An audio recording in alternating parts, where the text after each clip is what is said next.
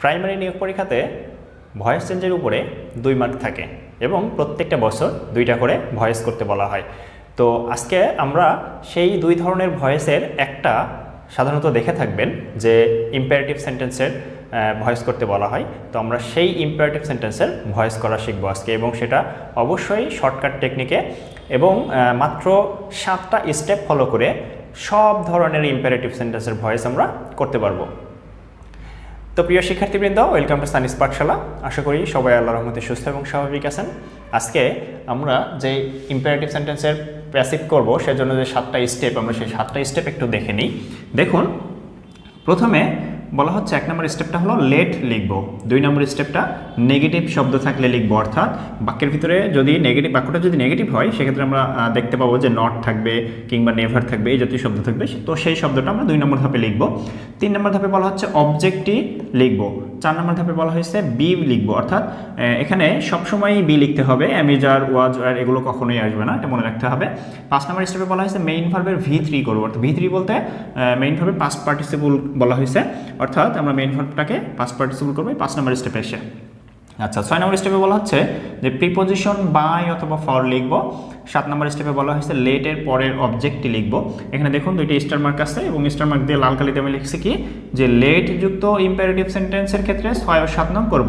সাধারণত আমাদের imperative sentence যদি লেট ছাড়া হয় সেক্ষেত্রে 1 থেকে 5 পর্যন্ত করলেই হয়ে যাবে। যদি বাক্যটা লেট যুক্ত বাক্য হয় সেক্ষেত্রে আমরা বাড়তি 2টা আরও স্টেপ করব। তো আমরা একটা এক্সাম্পল দেখে নিই।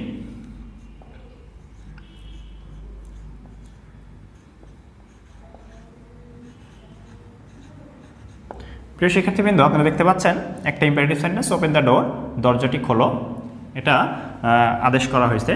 তো এখানে আদেশ করা হোক বা অনুরোধ করা হোক, যেটাই করা হোক না কেন, সব ইম্পারেটিভ সেন্টেন্সের ক্ষেত্রে আমরা এই 7টা স্টেপ ফলো করলেই আমাদের বাক্যটা প্যাসিভ হয়ে যাবে। তো আমরা প্রথমে 1 নম্বর স্টেপটা করে আসি। 1 নম্বর স্টেপে বলা হয়েছিল লেট লিখব, তো আমরা 1 নম্বর স্টেপটা কমপ্লিট করি। 1 নম্বর স্টেপ কমপ্লিট করলাম, লেট লিখলাম। 2 নম্বর স্টেপে বলা হয়েছে নেগেটিভ শব্দ থাকলে লিখব, যেহেতু বাক্যে কোনো নেগেটিভ শব্দ নেই, বাক্যটা নেগেটিভ না, সুতরাং আমরা 2 নম্বর স্টেপটা ফাঁকা রাখবো। 3 নম্বর স্টেপটা কি বলা হয়েছে অবজেক্টই লিখব, বাক্যে অবজেক্টটা আছে দি ডোর, সুতরাং আমরা এখানে দি ডোর লিখব। আচ্ছা, 4 নম্বর স্টেপটা কি বলা হয়েছে দেখি একটু। 4 নম্বর স্টেপে বলা হয়েছে বি লিখব, এখানে সবসময় বি লিখতে হবে, এম ইজ আর ওয়াজ আর কোনোটাই আসবে না। আচ্ছা, 5 নম্বর স্টেপে বলা হয়েছে মেইন ভার্বের পাস্ট পার্টিসিপল অর্থাৎ V3 করবো। মেইন ভার্বটা এখানে ছিল ওপেন, এই ওপেন ভার্বটাকে পাস্ট পার্টিসিপল করলে হয় ওপেনড। ব্যাস, যেহেতু এটা লেট যুক্ত বাক্য না, সুতরাং আমাদের 6-7 না করলেই করা লাগবে না আর কি। তো আমরা এখানে একটা ফুল স্টপ দিব। বাক্যটা হলো কি let the door be opened. আচ্ছা, আমরা আরেকটা এক্সাম্পল একটু দেখে আসি।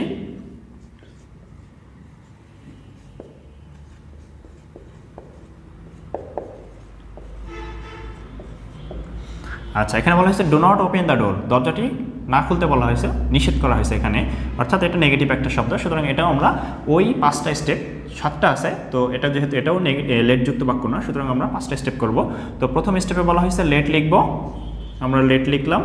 2 নম্বর স্টেপে বলা ছিল কি নেগেটিভ শব্দ থাকলে লিখব, তো বাকি একটা নেগেটিভ শব্দ আছে নট, তো আমরা নটটা লিখব। আচ্ছা, 3 নম্বর স্টেপে বলা হয়েছে যে অবজেক্টই লিখব, বাক্যের অবজেক্ট হলো দি ডোর, আবারও দি ডোর লিখলাম। আচ্ছা, 4 নম্বর স্টেপে বলা হয়েছে বি লিখব, অর্থাৎ সবসময় বি লিখতে হবে, তো আমরা বি লিখলাম। 5 নম্বর স্টেপে বলা হয়েছে মেইন ভার্বের V3 অর্থাৎ পাস্ট পার্টিসিপল করবো, এখানে মেইন ভার্ব ভি ছিল, ওপেন ছিল, তো এখানেও আমরাও সে ওপেনড লিখব। ব্যাস, 5টা স্টেপ কমপ্লিট করলে এই বাক্যটা প্যাসিভ হয়ে গেল। বাক্যটা হলো কি let not the door be opened. আচ্ছা, এবার আমরা আরেকটা এক্সাম্পল একটু দেখে আসি।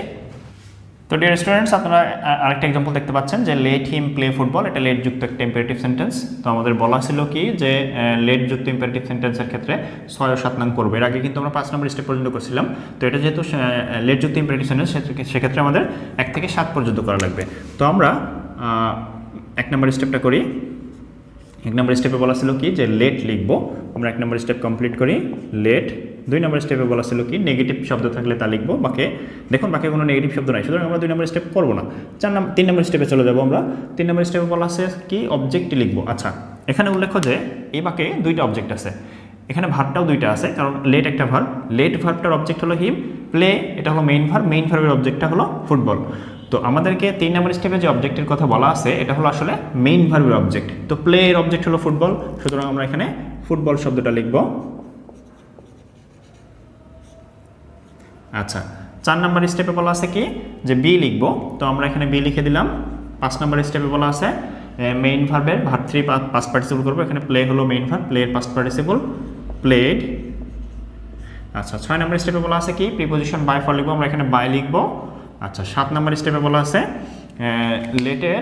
লেটের পরের অবজেক্ট লিখব, অর্থাৎ লেট যে ভার্ব সেই ভার্বটার অবজেক্ট যেটা সেটা লিখব, এখানে হিম আছে তো আমরা এখানে হিম লিখব। ব্যাস।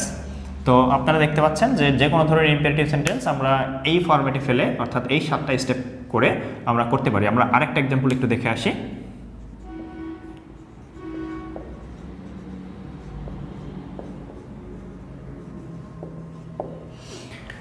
স্টুডেন্টস, আপনারা যে বাক্যটা দেখতে পাচ্ছেন যে নেভার টেল এ লাই, কখনোই মিথ্যা বলো না, তো আমরা এই বাক্যটাকেও ওই 7টা স্টেপ ফলো করে করার চেষ্টা করি একটু। দেখুন, আমাদের 1 নম্বর স্টেপ আবারও বলা ছিল লেট, আমরা 1 নম্বর স্টেপটা কমপ্লিট করি, লেট লিখলাম। 2 নম্বর স্টেপে বলা হয়েছে কি নেগেটিভ শব্দ থাকলে তা লিখবো, এখানে বাক্যটা নেগেটিভ শব্দ দেখতে পাচ্ছেন নেভার, তো আমরা এই নেভার শব্দটা এখানে লিখলাম। আচ্ছা, 3 নম্বর স্টেপে বলা আছে অবজেক্টে লিখবো, বাক্যে এ লাই হলো আমাদের এখানে অবজেক্ট, সুতরাং আমরা এ লাই শব্দটা লিখলাম। আচ্ছা, 4 নম্বর স্টেপে বলা আছে কি বি লিখবো, আমরা বি লিখলাম। আচ্ছা, 5 নম্বর স্টেপে বলা আছে মেইন ভার্বের পাস্ট পার্টিসিপল অর্থাৎ ভার্ব 3 করব, তো এখানে টেল হলো মেইন ভার্বটা, তো এটার পাস্ট পার্টিসিপল হয় টোল্ড। তো দেখুন, যেহেতু এটা ইম্পারেটিভ লেট যুক্ত ইম্পারেটিভ সেন্টেন্স না, সুতরাং আমরা 6-7 করব না এই বাক্যের ক্ষেত্রে। তো এই বাক্যটার প্যাসিভ কি হলো late never a lie be told. আচ্ছা, এখানে যে নেভার শব্দটা, এই নেভার শব্দটা আপনারা অনেক সময় এখানে দেখতে পারবেন, বাক্যটা এরকম হতে পারতো let a lie never be told, তো সেটাও সঠিক হতো, আপনারা যেটা ইচ্ছা করতে পারেন। তো ডিয়ার স্টুডেন্টস, আশা করি বুঝতে পারছেন যে এই ইম্পারেটিভ সেন্টেন্সের প্যাসিভ কীভাবে করতে হয়। মাত্র এই 7টা স্টেপ ফলো করলে আপনারা যে কোনো ধরনের ইম্পারেটিভ সেন্টেন্সের প্যাসিভ করতে পারবেন। তো আমি আশা করব যে আপনারা এই 7টা স্টেপ একটু খাতায় নোট করে নেবেন, তাহলে ইনশাআল্লাহ যে কোনো ধরনের ইম্পারেটিভ সেন্টেন্স আপনারা খুব সহজে করতে পারবেন। তো এর আগে আমার একটা সাধারণ অ্যাসার্টিভ সেন্টেন্সের প্যাসিভ করার একটা ভিডিও ছিল, আপনারা দয়া করে সেই ভিডিওটি দেখে আসবেন, এবং সেখানে কোনো বুঝতে অসুবিধা হলে বা এই ভিডিওটাতে কোনো বুঝতে অসুবিধা হলে আপনারা অবশ্যই নিচে কমেন্ট বক্সে কমেন্ট করবেন, আমি রিপ্লাই দেওয়ার চেষ্টা করব। তো সবাই ভালো থাকবেন, সুস্থ থাকবেন, আল্লাহ হাফেজ।